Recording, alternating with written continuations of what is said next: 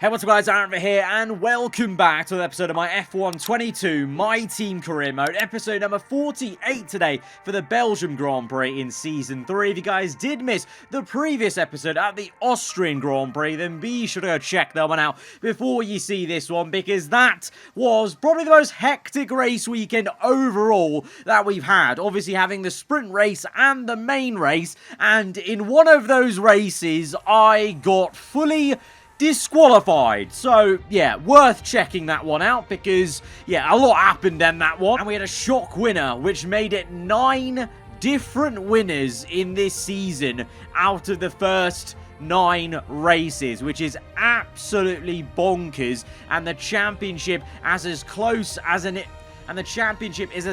and as interesting as ever, up and down the entire set of standings. Pierre Gasly now leads the way for McLaren. Vettel knocked off the top for the first time in a couple episodes. Albon up into second and Vettel in third, but only 5 points covering the top 3 drivers. And then, you know, Leclerc's only 3 points back, so it's 8 points covering the top 4. So it is all to play for, and all 4 of those drivers are in different teams, which is just amazing. McLaren, Red Bull, Audi and Ferrari well in it. We lead the secondary pack, I guess you could say, because there is a bit of a jump then from 86 points to our 72, but we're leading that, which is showing improvements, I think, from the earlier parts of the season, and we are trying to build a bit of momentum here to try and make a late charge to maybe force ourselves into the championship fight, but it's easier said than done. Upgrades still needed on this car, and I'm going to go for an upgrade, well, the only upgrade I've got left to do before our new HQ facility comes in for the engine side of things. So it's the ultimate tyre wear upgrade, and that's going to come in just in time before this race at Spa. So, you know, at times, you know, especially even last episode on the Inters, I think we saw Vettel struggling for a bit of tyre wear and tyre grip, so that actually may help our teammate more than us, because they haven't, apart from Silverstone, I guess, there haven't been major times where I've really struggled for tyre wear versus the AI,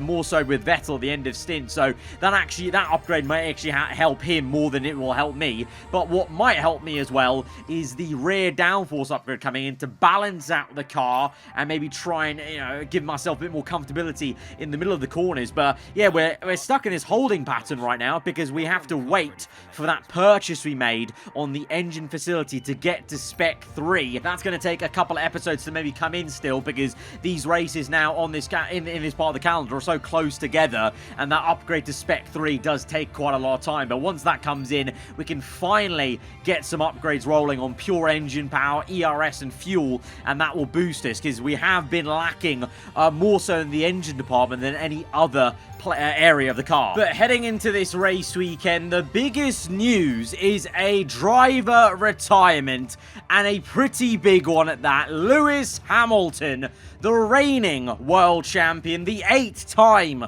F1 world champion in this alternate F1 universe we're creating on this gaming series. He has announced he is retiring from Formula 1 at the end of this season, and unlike Sebastian Vettel's retirement where we convinced him to stay, I don't think there's an AI team out there that will convince him to not retire, and he will be actually going through with it like Daniel Ricciardo did at the end of Season 2. And to be fair, he's done what he wanted to do, I guess. And to be fair, he's done all there is to do in Formula 1. He now holds the record for the most world champions.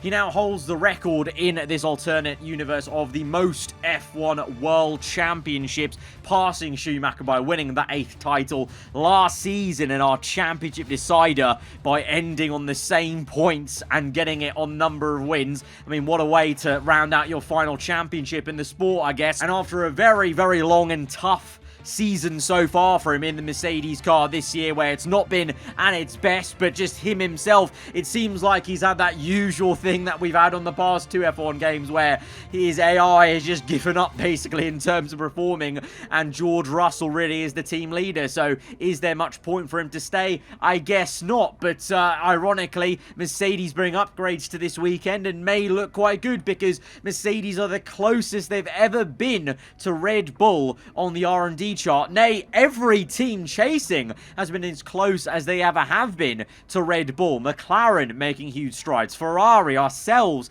and Alpine. So even let's look at ourselves. Focusing on ourselves. Actually, this is the closest we've been right to the top team of the R&D chart. So this actually could be quite a good race for us, because we've seen so far, because obviously this R&D chart is so zoomed in, the driver can make a massive difference. So I'm actually quite curious to see if we can go well here, because if we look at the history, Spa's actually been a very good race for myself versus the AI on the F1 game. I like the circuit. I think I go well. It's one of my stronger circuits, I feel. So looking forward to this one. But there is going to be, once again, you can guess it, some rain maybe to throw a spanner in the works on Saturday and Sunday. But we're going to kick things off with a dry Q1. And so I'm soaking it up and making the most of it, of this dry Spa lap, because I'm not sure how much of a dry Spa we're going to experience when it comes to the race day. And I know for qualifying, look at the weather forecast, it will start to rain pretty much as Q1 ends.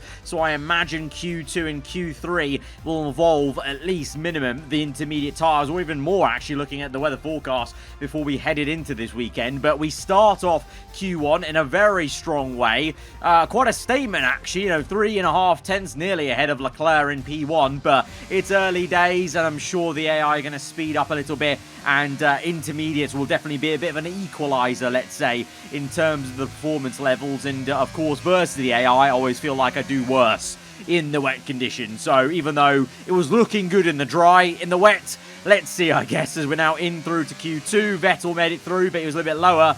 But in the rain, let's see if the 4-time world champion will come alive. For us, we're going to try and see if we can get some speed out of this. To be honest, in terms of the feeling of the car whilst I was doing the laps, didn't feel too bad, even though I compromised a little bit and set the wings a bit lower than you would want in these kind of conditions. Thinking about, the race, it's not guaranteed to be fully wet, so I want to make sure we're not going to be absolutely mullered in a straight line down the Kemmel Straight, for instance, in the back straight towards Blanchimont.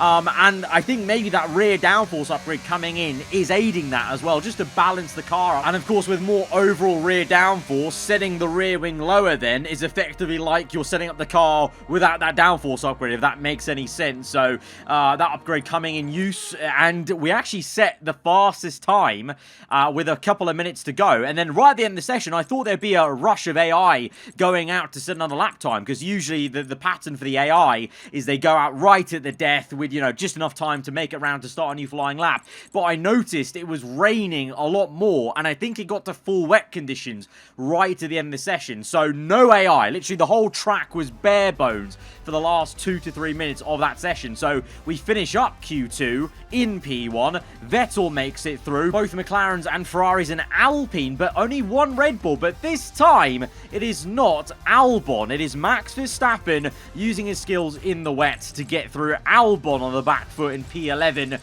second place man in the standings. So he's going to have to make a bit of a recovery drive from there, as well as obviously Lewis Hamilton, as we now have been familiar with, being knocked out in Q2 in this season so far. And this is confirmation that I was kind of correct that the full rain, heavy rain came at the end of Q2, because we start Q3 and it is bucketing it down, and it is time for the full wet. Now this changes everything, because the ride height gets so much higher with the big tread on these full wets. As we've seen in real life, these tyres are so good at, chucking the water up and clearing the water, but in terms of grip levels, it's really not ideal, and the car really feels like it's on a knife edge. We fuel up the car for consecutive laps, because the lap time is so slow that there's not going to be enough time to come in and go again and have enough time to go out, basically. So we fueled up for 2 laps, knowing that this may be the final lap here. We're down in P7. Gasly set the fastest time of all to go provisional pole. We have a lot of time to gain, though, as we go up through Rouge, about 2.5 to 3 tenths gained. And then by the time we're getting through towards Pouhon, we're nearly going to get up to 1 second gained on this second lap. So that first lap, pretty much, I basically was way too cautious. I'll admit that. I basically just didn't find the limit of the circuit. Whereas now in this second lap, I'm feeling a bit more daring, able to get on the power a bit earlier now after sussing it out on the first flyer. We're down in P10, but we're now gaining nearly, this is going to be 1 to 1.2 to 1.3 seconds as we go across the line. Purple second sector, and it's only P8. It is only P8. So after such a promising Q1 and Q2, it's a flat Q3 for me, and my draw was on the floor once again because Sebastian Vettel, well, really shows he really has turned a new leaf this season and reinvigorated himself. And in the wet here today, he came alive. 1.3 seconds ahead of me and on pole position for the Belgian Grand Prix, ahead of his main championship rival, his closest championship rival, I must say, in the standings right now, Pierre Gasly in second place. It's an insane performance for him, and again, it's just a knock to confidence here for us to be down here, especially after just how well Q1 and Q2 went, and I have no answers for it, because I built confidence on that second flyer, but there was just no time to go out for a third one, and more so actually the conditions getting worse, because again, like Q2, no AI went out again at the end of Q3 because I think the conditions got so much worse. I think we got to kind of monsoon conditions basically that no one bothered to set a lap time, and I got back in with not enough time. So that is it. That is how it's going to end up. We are far back from where Vettel is once again at the end of Saturday, and much work to do on Sunday. I'm hoping it stays a bit more dry than wet for tomorrow, and we may be able to find some good time using that lower downforce setup. Here we go to the grid. We're in Belgium once again for today's round of the Formula One World Championship. It's a race that the great Ayrton Senna won 6 times, and in 2019, Charles Leclerc became the first driver to take their maiden win here since Michael Schumacher back in 1992. So here we are once again, ready to go racing through the Ardennes forest. 4.35 miles of long straights, fast corners, and massive elevation changes.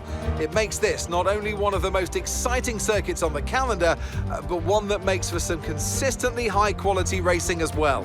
Simply put it, there's no place quite like it. Let's run you through the driver grid order for today's exciting race. Sebastian Vettel will start on pole, a fantastic qualifying from the multiple world champion. And it's Pierre Gasly in P2. As we continue through the rest of the grid today, we have Leclerc, Russell, Esteban Ocon, and Norris. Oscar Piastri, the owner driver, Perez, and Max Verstappen. Albon, Hamilton, Liam Lawson and Tsunoda, Magnussen, Mick Schumacher, Felipe Drugovich and Valtteri Bottas, Sainz, Théo Pourchaire, Stroll and Robert Schwartzman. It's almost time for the lights to go out, so let's head down to the track where preparations are underway.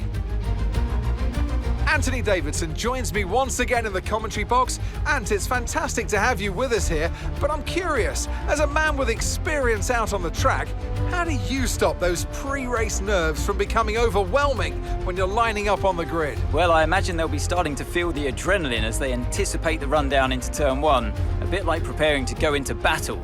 The unknown situation will bring nerves, but that's a good thing. It will keep them focused on the moment and on their surroundings as we build towards the start of the Grand Prix.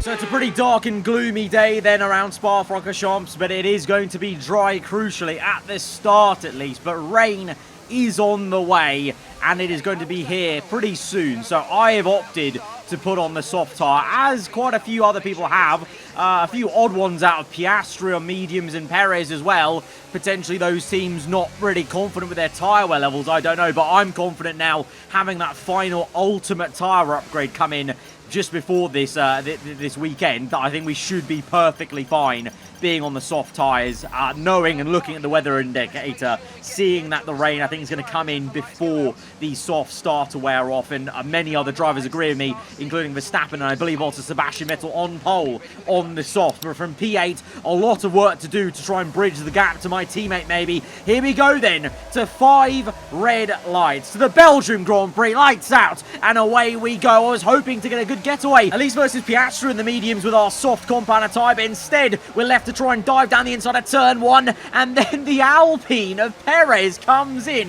like an absolute rocket ship on the inside. We're avoiding action, and we got pinched in, so it's another really messy, slow start for us, like in Austria, just avoiding contact, and again avoiding what it appears to be in the last couple of episodes, really, some very aggressive AI as of late. Albon now slipstreaming Perez, and even with my lower downforce setup, I don't have the straight line speed just with ERS there to actually pull alongside and make that 3 wide, so instead we're left to make the move after the Kemmel straight. Nice move on Perez though, and basically using the soft compound to good effect, because we should be clearing Perez, and myself and Albon now, former teammates, should be looking to clear Piastri and any other medium tyre runners. But first and foremost, I actually fancy getting myself back ahead of Albon, and initially down through Pouon. I actually find that we're pushing him through. We have the grip versus Albon. We're going to try and make a lovely move round the outside of this right-hander. A little twitch of oversteer from the tie-Brit driver,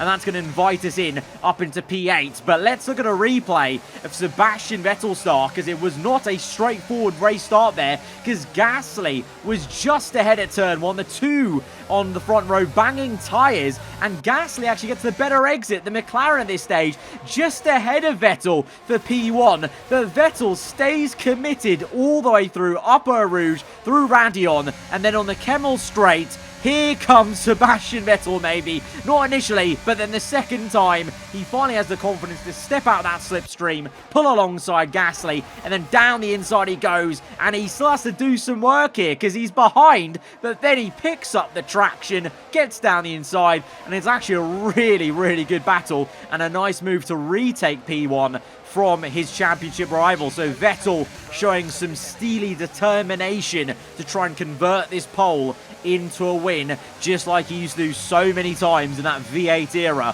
back at Red Bull. But we are now behind Piastri. Like I said, the medium tyre runner, good run off turn 1, side by side through Rouge, and it's actually going to be a pretty easy overtake. Not much kind of, wincing there for me, because I was pretty confident in the soft compound tyre, and we're up into P7, and now looking to try and get the McLaren of Lando Norris. He goes defensive, and instead actually goes defensive and then attacks a little bit too much of that corner, and there was definitely a bit of carbon fibre coming off his front wing, so I think he has damage now on the front left. That was just purely from just some pressure, but I wasn't actually anywhere near getting alongside him, so Lando feeling the pressure, and surely this is going to be an easy overtake in one of these corners, because he's going to have such a little downforce from that front left end plate coming fully off. We're going to go for the move through Rouge. Little lift off there, because he pinches us and gives us actually ironically more of a fight than Piastri did, even with a broken wing, but we get past, DRS open, but then look at the speed of that McLaren in a straight line. You can really tell. This is what I mean. This is why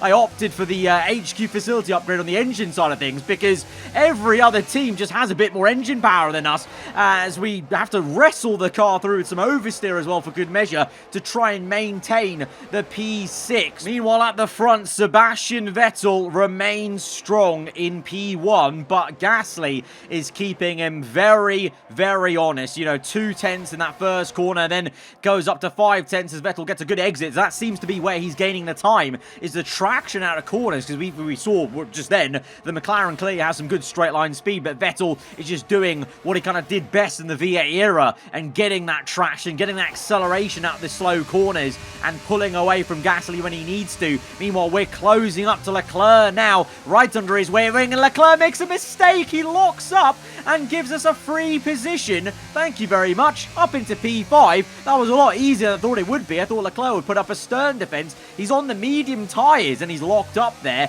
And now the rain droplets have started to fall. So, our gamble and everyone else's gamble, like Russell, Vettel, Albon to go on the soft compound is going to pay off, because now I would say with the rain droplets falling, we're probably only about 3-4 laps away from going on to intermediate. But I fancy another overtake before we cross over to those green wall tyres. Great speed up that hill, and we're now in the slipstream and well within DRS range of Russell. We're actually right under his rear wing. We pull out to the right hand side, but then as soon as we lose the slipstream, Russell actually has enough speed with his DRS open from Ocon to actually stay ahead, and he defends very well. Actually brakes a bit later than us, as I was a bit cautious with the damp conditions now, as I can feel the grip falling away a little bit as the rain comes and comes. And Russell's able to also just place the car very well through that right-hander. And instead, through the last sector, we're going to have to wait to try and make a move. But with plenty of ERS in the tank,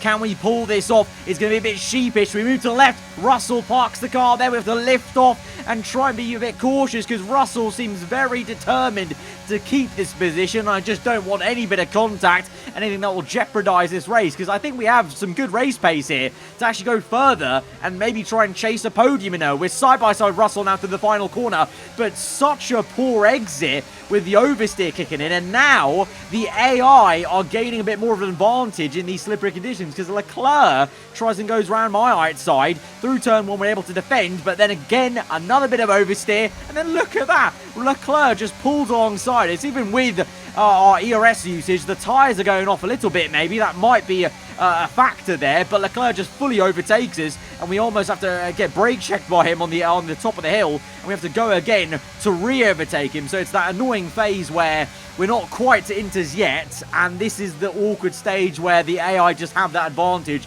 of being a lot more pin perfect on the throttle than the player, and so especially for myself with quite a lead foot, I'll admit. And so we have to remain in P5. We can't attack Russell just yet, but I'm hoping we may have some speed on the inters. Because remember, Q2, we were pretty good on the intermediates. You know, we're P1, so I'm hoping that speed hasn't gone away, and then we can actually still look forwards rather than backwards in this next phase of the GP. I don't believe there's heavy rain on the way, so I don't think we're going to get to the blue wall tyres. But what is going to be annoying here is the double stack with Vettel, because although Vettel's not even there in the pit box, the game still takes a little bit of time for the animation for the pit crew to take me in, basically. And so we do lose time, and we do lose the position to Leclerc again. And so we're going to have to overtake him for a third time in this race. But first, I'm going to also have to overtake a few cars. For whatever reason, they decided to stay out on the dry tyres, mainly Porsche and I think Bottas up ahead on the Alfa Romeo, and the Haas, I think, of Mick Schumacher just ahead of him, looking at the minimap, I think that is. I think maybe just a case of these respective drivers, their teammates maybe came in just before them, and so unlike myself with Vettel and Audi, they decided not to do the double stack, but Porsche is going to feel some pain. He may be in the points right now, but it's all going to be futile because we get up into P9. Leclerc ahead, making a move on Bottas, kind of hoping Bottas was going to hold up Leclerc a bit more than that, but he does not. But there's also Mick Schumacher there, but he is in the Ferrari-powered Haas, so maybe it will make life very easy. And also, to be fair, the Alfa Romeo is also powered by a Ferrari engine, so maybe not a shock horror. They don't put up too much of a fight, and to be fair, just because it is so wet now, it is fully time for inters, so this gamble or decision to not double stack has been a pretty poor one for these three teams and three drivers respectively, because Schumacher, well, he's actually holding us up. An absolute treat here, so frustrating. Down the inside, eventually get him, but we've lost maybe about a full second to Leclerc now. So we've got all the work to do to build up the confidence in these conditions now, with heavier fuel, remember, compared to Q2, and try and chase after him. 1.8 to gain to him now, and then a whopping 6 seconds to Russell. So that's a bit frustrating. That may take the whole race to try and close up to him. Meanwhile, Sebastian Vettel in his element in the wets. He has been dominating this race ever since the first lap, in the lead by 3.6 seconds. And Ocon in the Alpine's got ahead of Gasly. So this is huge for the championship. This is, because Gasly will gain less points then versus Vettel. So this could be Vettel comfortably back into the lead of the Drivers' Championship at the end of this race at the checkered flag. And Ocon Ocon could do some damage for Gasly in terms of holding him up. He's done well. We know the Alpine's pretty good in a straight line, so that could be a nuisance for them. Meanwhile, we continue to try and bridge the gap to Leclerc, but you can see the gap is actually 2 seconds at this stage on lap 11, so we've actually lost a bit of time rather than gaining it as we try and suss out the car in these conditions with a heavier fuel. Behind, another driver struggling in these wet conditions, surprisingly, is Max Verstappen now in the race. It's all flipped on its head. Albon's the one up in the points, and Verstappen and him have just swapped positions basically in terms of Verstappen being outside the top 10 and Albon being once again, has been the pattern this season, the team leader effectively at Red Bull. And now lap 14, finally, these tyres in these conditions coming towards me, and more so is Ocon holding up Gasly and backing everyone up into us, because Leclerc now is right ahead of us. We're having a little look on the inside to the outside. Leclerc with a big snap of oversteer mid-corner, and I can kind of sense that a move will be coming eventually on the Ferrari driver, and then we can set our sights once again on that elusive George Russell in the Mercedes. But you have to every single lap remember how tricky these conditions are, lifting off through Blanchimont into the bus stop chicane. But look at this train now, and Vettel is in a world of his own, more so because of Ocon actually getting ahead in the Alpine, because the Alpine is not the quicker car in the corners, it would seem, but because he's got the straight line speed, he's just keeping Gasly at bay and then holding and slowing everyone up. But Leclerc with no confidence on these tyres, it seems, versus us now that we've got up to speed. We're going to jockey for position side by side, and we're going to nip just ahead of him before we get through Radion up the hill, up into P5. And now I set my sights on the Mercedes car, but maybe even more. Maybe if Ocon holds Gasly up even more, I could actually help Vettel out and just help the team out in general in our fight versus McLaren and the constructors. I could even maybe go for a podium here. You never know, because he's only a couple of tenths further up the road than Russell. But lap 17, the laps are coming thick and fast, and we're running out of time. And because every overtake takes so much more time, we actually lost time to Russell whilst overtaking Leclerc. So the gap was 1.2, so it's taken us 2 laps to bridge it back to under 1 second to get in that kind of long-range slipstream and use the ERS to good advantage to reel in Russell. And just like he was aggressive with us in the dries, we're going to be aggressive with him and go for that late lunge and last-minute decision to send one down the inside of Blanchimont. We're still going to be side-by-side, though. He cuts the curb to try and keep it side-by-side with us as he's desperate to stay ahead. And instead, Leclerc actually mugs him off on the corner exit with a switchback. And now the Ferrari is going to come and try and overtake us. We go defensive. Leclerc's ahead. We're side-by-side, tyre wall to tyre wall. And we just managed to stay ahead of him. But Leclerc's actually now come alive again. He saw the positions there and he wants it now. And so we have to look behind rather than forwards. And Leclerc, where was this a couple of laps ago? Because now he's right up under our rear wing. And despite deploying ERS all the way once we got up that hill, look at the Ferrari reeling us in. So again, the engine power, the setup just not helping us there. Maybe a bit too much. Maybe you could have gone more aggressive on the rear wing. I don't know. I'm still kind of sussing that out. But the Ferrari clearly with some pace. He's re-overtaken us, but we're not giving this up because I still fancy a go. And Gasly and Ocon maybe up the road because Ocon is really holding up Gasly. But we have to finish this move off now rather than later. We've only got a finite amount of laps left. And we finally do it through that left-hander, down to P1, up into P4, and we won't look back from here. And now we'll go chasing after Gasly, but now there is 4.3 seconds to him, so that's a lot of time to gain in about 4 laps here. But Ocon is going that slow that we may be able to do it. Let's just see. Meanwhile, at the front, 6 seconds ahead, Sebastian Vettel. He is loving life in this Audi car, and he is loving life here at Spa-Francorchamps, one of the thoroughbred circuits. And it really seems like Vettel goes so much better at the old school circuits rather than the new ones, it would seem, in real life Formula 1. That's translating over into the F1 game, it would seem, as we are now here on the last lap of the Grand Prix. Vettel has not looked back a single time since that lap 1, and looks like he's going to be nailed on for the win. We do close up to Gasly. He's been actually a lot slower than Ocon, and Ocon's actually pulled away from him, so he can't even be frustrated, the Alpine holding him up. He's just not had any pace at the end of this stint. Maybe the tyre's going off for him right at the end of this race, but it's going to be so close, yet so far. I needed one more lap in this race to close up for the podium. It's not meant to be, but look how close we're going to get. I was tempted for a bit of a dive bomb, but it just wouldn't have ended up well. I'd rather get the points for myself and the team. But Sebastian Vettel breaks the 9-winner streak and becomes the first repeat winner of this season. But that is still bonkers. What a record. 9 different winners in the first 9 races. But Sebastian Vettel, in the 10th race of this season, becomes the first repeat winner and will take the lead of the Drivers' Championship with that win.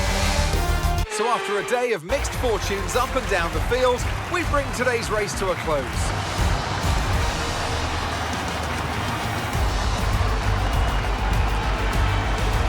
Anthony, tell me, what was it that helped them achieve this success?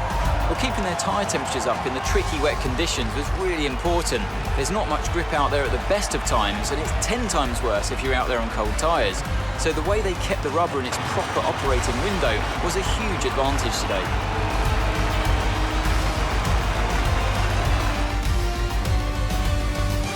A show-stopping performance from the 3 drivers approaching the podium right now. It's been an interesting Grand Prix, that's for sure. This is quite a big moment for Sebastian Vettel this season, because even though he's already won 1 race and we've already, praised him so much for being reinvigorated, remember, this is his first win under the Audi badging, because when he won at Saudi Arabia, we were still a bankrupt team. Audi had not come in for this takeover and partnership, so this is the vision. This is why, ultimately, Sebastian Vettel stayed in Formula 1, to win again in Formula 1 under the German banner of Audi. What a sight to see. Vettel with Audi winning in Formula 1, and he wins the Belgian Grand Prix ahead of a very strong second place for Ocon, it must be said. Gasly third place. It's a strong race for us as a team. P4, we actually had genuine pace there. Like I said, I've always gone well at Spa, but like Baku, I've always just seen a pattern of, for whatever reason, the My Team car going so much better at these kind of specific circuits like Baku, like Spa, and it proves it again here with our teammate winning. But also the thing is here, once again, there was a monumental difference in pace between myself and Sebastian. He just did, 1.3 seconds ahead of me in qualifying, and after that lap 1, he dominated that race. It's scary almost to see how much of a better driver he's become in our team this season, and he leads the championship again. We take over the lead of the constructors once more ahead of McLaren. But next time out, we've got a new addition to the calendar compared to season 2. Zandvoort comes back onto the calendar, and that has always been a very, very tough race for the My Team car, and for myself personally. I don't go well around Zandvoort, so it's going to be a really hard challenge there, but I think quite a lot of fun with how close the pack is, and so I'm hoping that track can see some good racing on the game, at least, compared to what has been quite a series of dull races in real life. But Vettel takes the lead of the championship once more with his second win of the season. Guys, if you have enjoyed that race, hit the like button. Let me know what you thought in the comments below. If you're around here, then do get subscribed for weekly Formula 1 content. I'll see you guys next time. Goodbye.